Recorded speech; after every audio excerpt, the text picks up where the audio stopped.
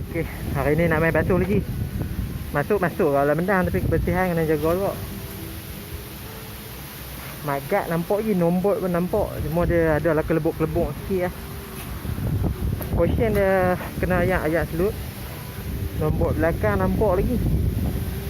Tapi dekat apa ni, swing arm dekat dengan tayar penuh dengan selut. Okey. Exhaust memang penuh dengan selut kelebuk. Yang lain tu tak ada apa, dia tak apa banyak kan ni, tak apa kelebuk banyak sangat.